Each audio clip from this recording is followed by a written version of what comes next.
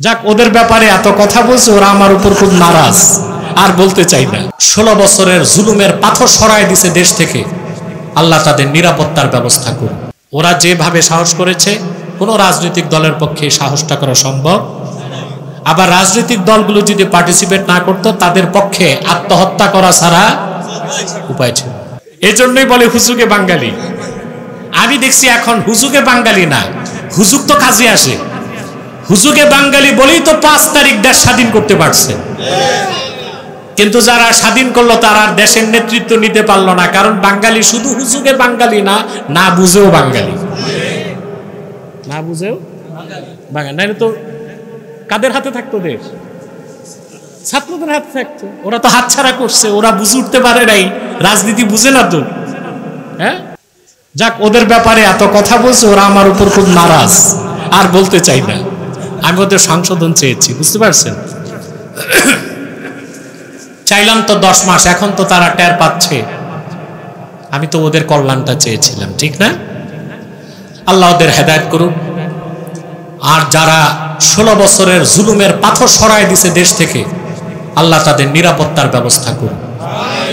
এটা আমি চাই।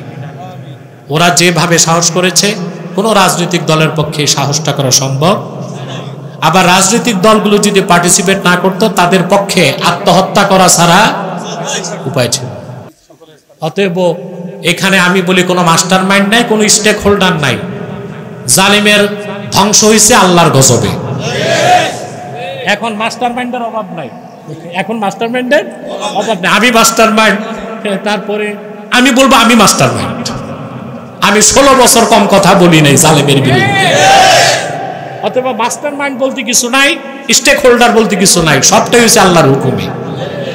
বাকি আল্লাহকে যদি নারাজ করেন, তা আবার গজব আসবে। সাবধান থাকতে হবে না? কথা বলেন। আল্লাহ কবুল করুন, আল্লাহ মঞ্জুর করুন। সম্মানিত সুধী, যে কথা বলছিলাম, কথাটা ওজন করতে পারেন নাই। আদম থেকে শুরু করে ঈসা পর্যন্ত লক্ষাধিক পয়গম্বর হাজার হাজার বছর দিনের দাওয়াত দিয়েছেন, দিন পরিপূর্ণ হয় নাই। মুহাম্মদ সাল্লাল্লাহু আলাইহি সাল্লামের 23 বছরের দাওয়াতে আল্লাহ দিন পরিপূর্ণ করে দিলেন। তাহলে কি এ কথা সাক্ষ্য দেওয়া যায়? লাখের উপর পয়গম্বরের মেহনত এক পাল্লায় রাখলেও আল্লাহর আখিরি নবী মুহাম্মদ সাল্লাল্লাহু আলাইহি ওয়াসাল্লামের মেহনত আরেক পাল্লায় দিলে তার ওজন বেশি হবে। সুবহানাল্লাহ।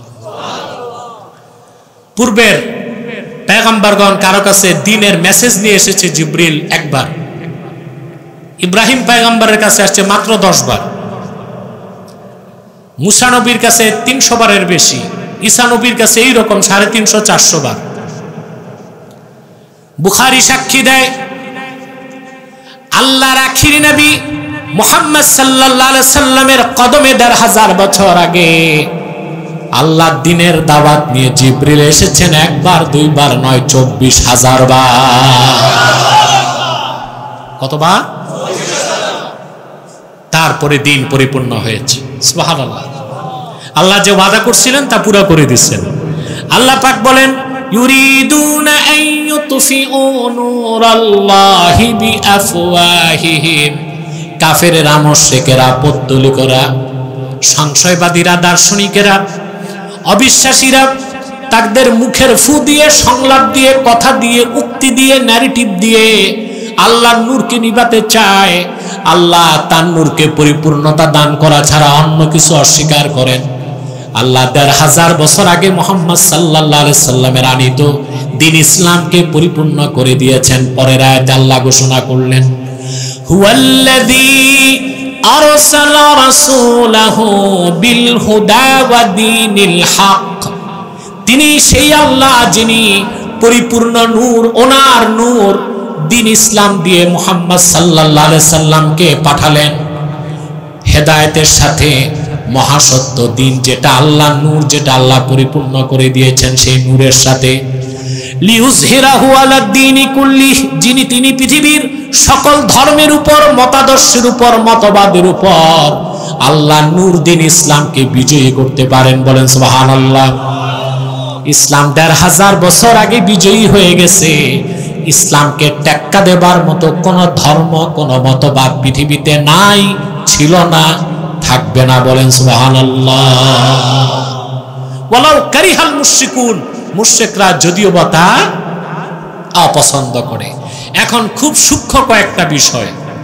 ইসলাম, আল্লাহ তার হাবিব মুহাম্মদ সাল্লাল্লাহু আলাইহি সাল্লামের রক্ত ঝরা দিন ইসলামকে ১৫০০ বছর আগে পরিপূর্ণ করে দিয়েছেন এবং সকল ধর্ম, মতবাদ, মতাদর্শের উপর বিজয়ী করেছেন। সুবহানাল্লাহ।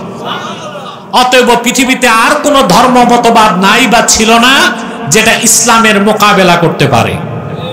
এখন কয়েকটা মাসালা বলে দিচ্ছি। আমাদের দেশে অনেক স্কলার, বক্তা, প্রবক্তা ওয়াজ করতে যে বিভ্রান্তিমূলক কথা বলে, তারা বলে থাকে আমাদের এক হইতে হবে, নতুবা ইসলামের ক্ষতি হবে। ইসলাম কি ক্ষতি হওয়ার জিনিস? ইসলামের ক্ষতি হবে না, মুসলমানদের ক্ষতি হবে।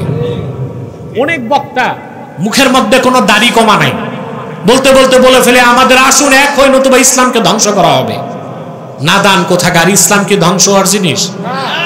দুনিয়ার সব চামচিকা যদি এক জায়গায় এসে সূর্যের ধ্বংস চায়, কিছু হবে? চামচিকা বের হয় কখন? রাতে।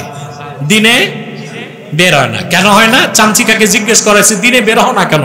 তো সূর্যের সাথে একটু দুশ্মনী আছে। তো দুশ্মনী কার সাথে? চামচিকার দুশ্মনী সূর্যের সাথে। এই জন্য আমি রাতে বের হই, সূর্যের আলো আমি নিব না। এই দুনিয়ার সমস্ত কাফের, মুশরিক, বেঈমান, চামচিকা সদৃশ অবিশ্বাসীরা এক জায়গায় এসেও আল্লাহর নূর দিন ইসলাম, এই মধ্যাহ্নের দিবাকর সূর্যের চেয়ে উজ্জ্বল ইসলামের কোনো ক্ষতি করতে পারবে না। মুসলমান যদি অসতর্ক হয় তাদের ক্ষতি হবে। মুসলমান যদি ঐক্যবদ্ধ না হয় মুসলিম জনপদের ক্ষতি হবে। ইসলাম ১৫০০ বছর আগে বিজয় লাভ করেছে, ইসলামের কোনো পরাজয় নাই। বলেন সুবহানাল্লাহ।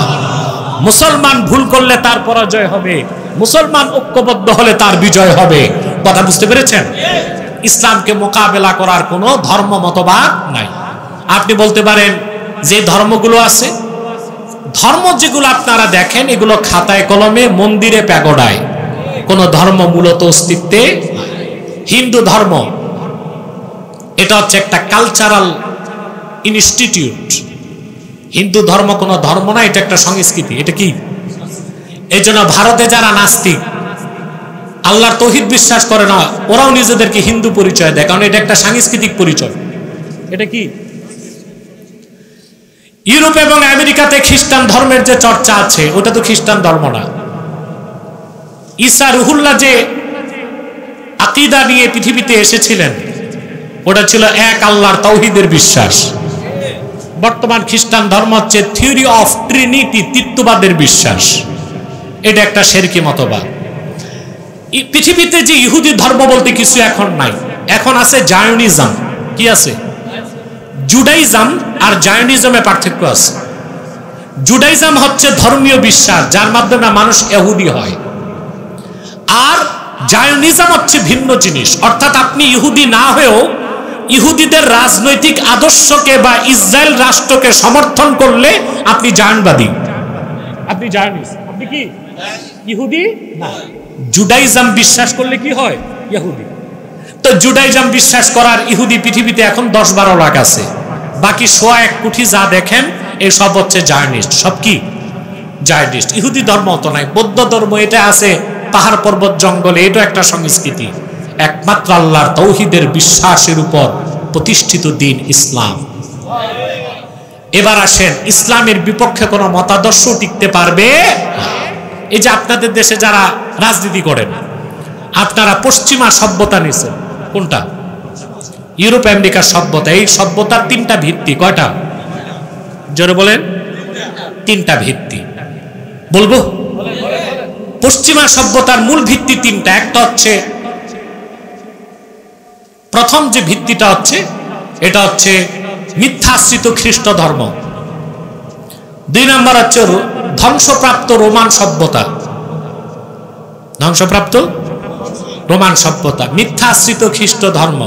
আর 3 নম্বর হচ্ছে সোফিস্টদের দ্বারা আমদানিকৃত প্রাচীন গ্রিক দর্শন, এই 3 মিথ্যা ভিত্তির উপর গড়ে উঠেছে পশ্চিমা সভ্যতা। আর আমার দেশের অসংখ্য মুসলমান ইসলামের সভ্যতা আদর্শবাদ দিয়া পশ্চিমা সভ্যতায় দেশ চালাতে চায়।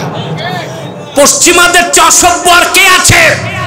মধ্যপ্রাচ্যের তেল চুরি করে তারা দেশকে সমৃদ্ধ করে, আর বোমা বানায় ইসরায়েলকে দেয় মধ্যপ্রাচ্যে আগুন জ্বালাতে। পশ্চিমারা সবচেয়ে অসভ্য। পৃথিবীতে বলা হয় ইংরেজদেরকে সভ্য জাতি, আর ইতিহাস পড়লে দেখবেন পৃথিবীর টপ মোস্ট আনসিভিলাইজড নেশন, সবচেয়ে অসভ্য জাতি ইংরেজরা। 1757 সালের আগে ওদের কি ছিল? চোর ছিল, সমুদ্রে চুরি করত। এরা ছিল সাগরের নৌদস্যু। এই বিভিন্ন সমুদ্রে যে বণিকরা যেত, এগুলো তারা লুটপাট করত, বিভিন্ন উপদ্বীপে যে চুরি চামারি করতে, এছাড়া তাদের আর কিছু ছিল না। 1757 সালে এসে ঢুকলো ইস্ট ইন্ডিয়া কোম্পানি উপমহাদেশে। প্রথমে হাত দিল আমাদের স্বাধীনতা সূর্যে, ঠিক না? তারপর 190 বছর, 200 বছর, আপনারা 190 বলেন, 190 না, আসলে 200 বছর। 47 সালে যখন দেশ ভাগ হয়েছে, আপনার ইতিহাস পড়ে দেখবেন পাকিস্তানও স্বাধীন হয় নাই, বাংলাদেশও স্বাধীন, হিন্দুস্তানও স্বাধীন হয় নাই। এগুলো ছিল ডমিনিয়ন স্টেট। কি ছিল? Dominion state. তাদের কোনো সংবিধান ছিল না, আইন ছিল না। পাকিস্তানের লাগছে কয়েক বছর, ভারতের লাগছে কয়েক বছর, তারপর হয়েছে এরা স্বাধীন ইন্ডিপেন্ডেন্ট স্টেট। তাহলে ইংরেজরা শাসন করলো কত বছর? এই 200 বছরে এই মুসলিম মোগলদের, সুলতানদের যত হীরা জহরত, সোনা রূপা চুরি করে নিয়ে গেছে বিলেতে। গবেষকদের মতে 200 বছরে তার উপমহাদেশ থেকে যে লুটপাট করছে তার বর্তমান বাজার মূল্য $42 ট্রিলিয়ন। কত? 1000 বিলিয়নে 1 ট্রিলিয়ন। যুক্তরাষ্ট্রের মোট রিজার্ভ আছে 23 ট্রিলিয়ন, আর ওরা চুরি করে নিছে 42 ট্রিলিয়ন। ট্রিলিয়ন অর্থাৎ 42,000 বিলিয়ন ডলার। $1 বিলিয়ন বাংলাদেশের 12,000 কোটি। এবার চিন্তা করেন কি পরিমাণ সম্পদ চুরি করে নিয়ে গেছে। এগুলো হচ্ছে চোরের জাতি, ওরা নাকি সভ্য জাতি।